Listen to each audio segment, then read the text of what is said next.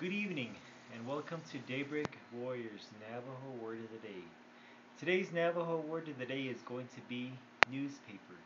So to say newspaper in Navajo, you would say Aseezí Binaaltsoos. Aseezí Binaaltsoos. Aseezí meaning gossip, Binaaltsoos meaning it's paper or it's book, but that's how you would say newspaper in Navajo. Aseezí Binaaltsoos. Some people on the Navajo Reservation may say Dinék'ehjí, which means like a gossip book or gossip pages. Dinék'ehjí. Largely people say Aseezí Binaaltsoos. So today I